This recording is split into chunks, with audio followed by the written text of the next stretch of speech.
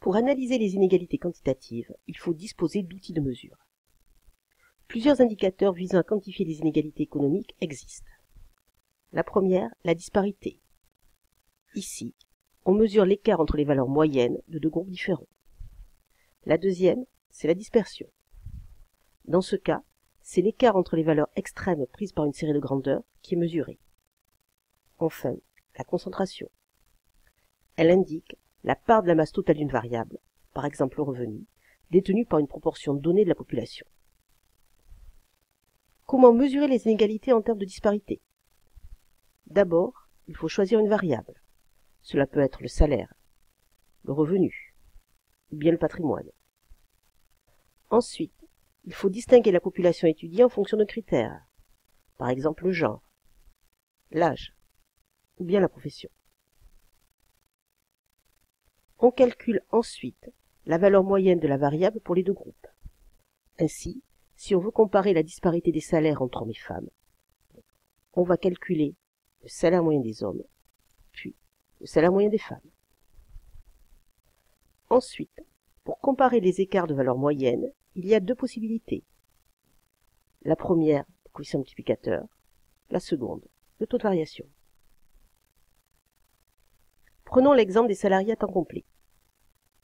En 2012, en euros courants, le salaire moyen des hommes est de 14 330 € par an. Celui des femmes, de 12 190 €. Le coefficient multiplicateur s'obtient alors en divisant le salaire moyen des hommes par celui des femmes. Ainsi, si on prend maintenant les données, on divise 14 330 par 12 190. On obtient alors 1,17.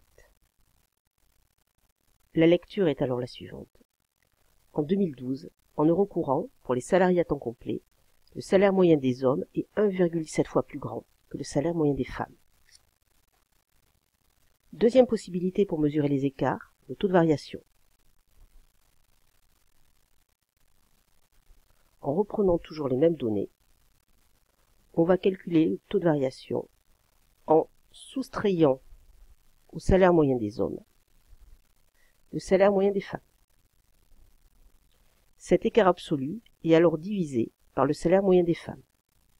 On multiplie ensuite par 100 pour le confort de lecture.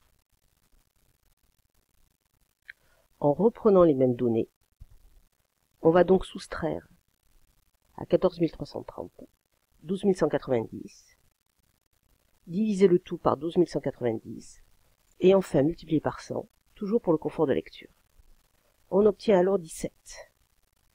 Ce chiffre peut être ainsi lu. Le salaire moyen des hommes à temps complet en 2012 est supérieur de 17% à celui des femmes.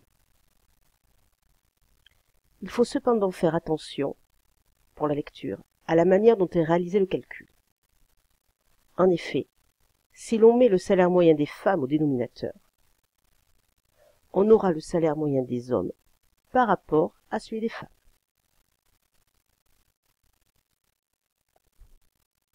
On lira ainsi: le salaire moyen des hommes à temps complet en 2012 est supérieur de 17% à celui des femmes. En revanche, si on met le salaire moyen des hommes au dénominateur, on aura le salaire moyen des femmes par rapport à celui des hommes. Le résultat est alors différent ainsi que la lecture. Dans ce cas, on dira que le salaire moyen des femmes à temps complet en 2012 est inférieur de 15% à celui des hommes.